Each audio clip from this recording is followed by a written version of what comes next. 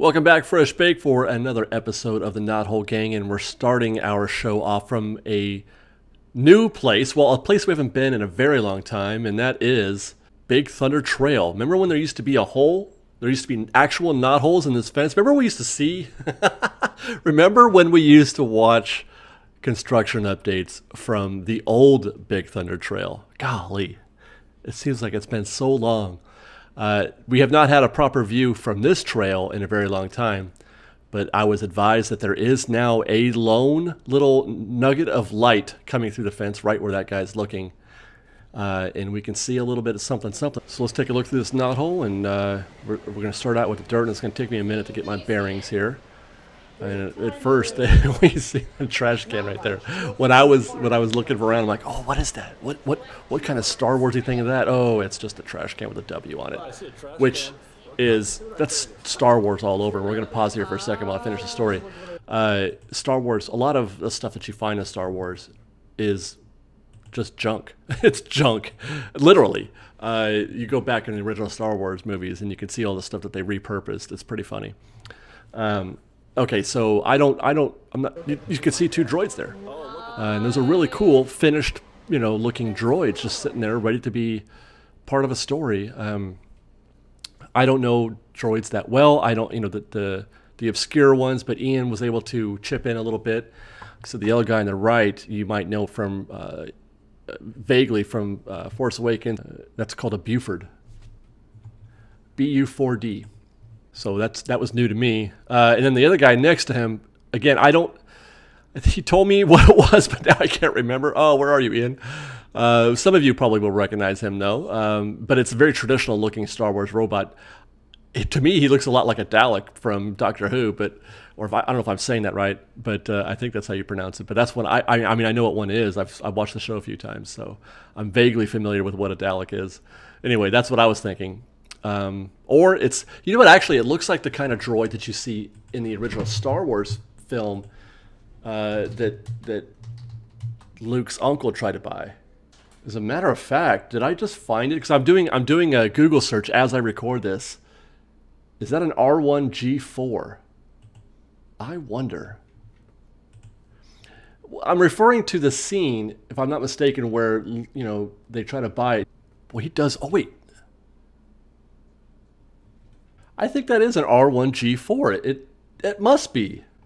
Anyway, I don't want to get too bogged down in this, but there you go. There's some pretty interesting look, and that's all you can see really is those two robots. And then you get kind of a vague idea of how they're, dressing the land, the theming. I'm trying to find whatever here. That's just trash and stuff there, I believe. But this is something that I noticed, and they're not doing traditional curves, at least not here anyway. It's very lived in, very worn, very sort of ad hoc curb right there, which I think that's great. I think that's really great. They could have easily just done something pedestrian there, and they didn't. So it looks like they are kind of going forward in here, doesn't it? Wow. Cool, right? I believe Force Awakens and Last Jedi, they're only in the base in the background for half a second.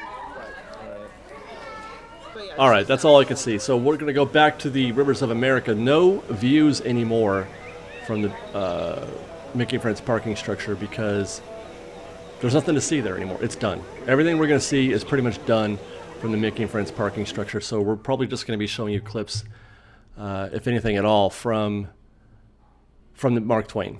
And I'd like to stop here because, like we did a couple weeks ago, I'm going to do a little look back at this view. This is our opening view that we've been watching for a while now, actually for how long? 3 years? 2 years, I mean? A solid 2 years. Maybe not quite that long, maybe a year and a half. We've opened our show looking at, opened the Knothole Gang shows from the Rivers of America with this view. And we're going to go back and look. Now, we can't go back as far as we did. We can't go back all the way to the beginning because there's nothing to see there because it was just regular Disneyland Railroad and regular, Rivers of America and Mark Twain. We can only start when they opened the rivers again after they were closed, and Star Wars was well on its way to being built, or Galaxy's Edge was well on its way to being built.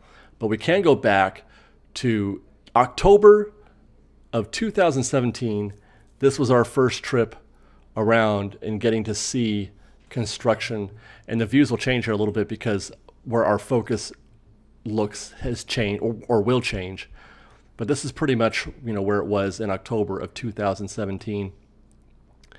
And it was really, this was fun. This was fun times going around the Mark Twain, being able to watch all that steel get put up and just wondering, like what, what in the world was that going to be? We didn't have any clue. We didn't have any clue as to the size of the Rise of the Resistance building. We had a vague idea, but nothing, and we didn't, the idea of rock work and all that stuff that was coming, just fascinating. So this is the infancy of that. Go forward 3 months to January of 2018. And now, okay, so the building is pretty much in place. The Rise of the Resistance building is in place. And now we're starting to see them affix steel and framework to they're attaching it to the front, to the facade of that building. And we're getting our first sort of visuals of how the rock work might look. And again, this was an amazingly fun time to be looking at Galaxy's Edge from the Rivers of America. Now, August of 2018, and we're getting to see almost kind of our current view already, right? This is how fast this developed from this view, from this perspective. Now, although like some of these spires that crop up kind of do so suddenly, like this guy right here on the left, that came out of nowhere, and then it took forever for them to actually develop that, if I recall. But we watched them build those spires over here, the split rock, and that spire there, amazing. And then they haven't even finished building up yet. But if we go forward to July of 2018, and then now this is a little more closer than we have been getting the other shots, but you can still get an idea. The split rock there, and then there's that peak, those two spires there that we watched them sort of, well, not really spires per se, but growths, rockwork growths coming out of that area. And look at all the different color variations that they've got going, different stages of the development. Fast forward again to October of 2018, and this is pretty much our view now, right? That's how long. 2018, October, it has been 6 months since we've seen almost anything change from this view. Can you imagine? And it probably is even longer than that because I'm doing these clips 3 months apart. But that's almost the finished product right there. And that's October of 2018. That was 6 months ago. That's how long it's taken them, where we see no progress for 6 months. And then we go forward to January of 2019, and it's done. That's done. There's no scaffolding, no nothing. Fascinating evolution that we witnessed there. And by the way, and this is the finished product. Look at the different color tones here again. Interesting choices that they made here. And it adds to, or what I think, as far as I understand how it works in terms of force perspective, different colors give you a different sense of depth. Not necessarily because the rocks are different colors when you look at them, but because a piece of rockwork that is lighter color will give it the effect of being further away, and a darker color will give it an effect of being closer to you. And that is kind of what's happening here, right? The darkest of that rockwork is the ones closest to us, and the faintest, the lightest, is the one further from us. So that's what they're going for. And then we fast forward to today, this week. There it is in all its glory. April of 2019. And there won't be much to see here. Now, we are going to see some progress through these trees because you can notice a lot of color, a lot of aging, a lot of detail being added to this area that we've been paying attention to now for the last couple months. And this is really the last remaining. Look at that. And you can see the arch right there. You see that arch? That's the entrance to that area. I don't know what to call it, that area of the marketplace. And I think we're going to get another look at that here in a little bit as well. But pretty soon, even this won't even be worth filming anymore. I know I've said that before, but that's all that's left.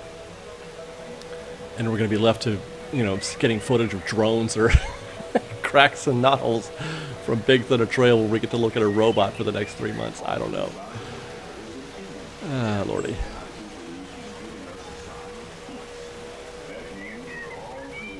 There it is. There's that. See that arch there? Very soon, guests will be walking under and through that entrance. And there's another example of that aging I was talking about, the rust.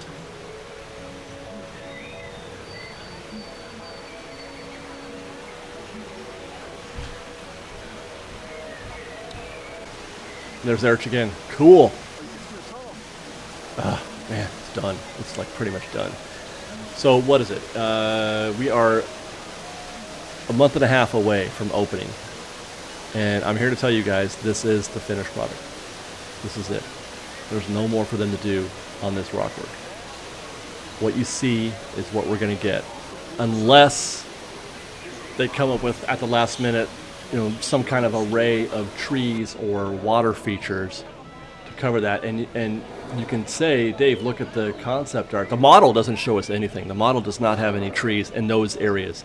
And the model does not show any water features. But the concept art certainly does show trees. But having said that, that's art. And while I can hope, and we can hope that there are trees, in those areas, I don't know they're going to be fake. Which probably would be okay with me, I guess, if they did do that. But I don't think we're getting the trees that we're seeing in the concept art. I believe that's it. And I mentioned that.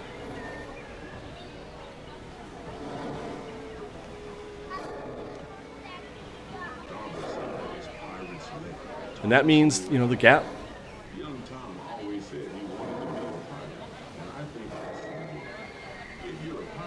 Looks great, though. You have to say, gaps are otherwise, incongruities with, theming, depending on where you look at it. All that aside, I think it still looks great. I think it still looks fantastic. I will find a way to look past that if it winds up being this way permanently. But I don't see any reason to think that it won't. There's nothing. This is it, you guys. They're done.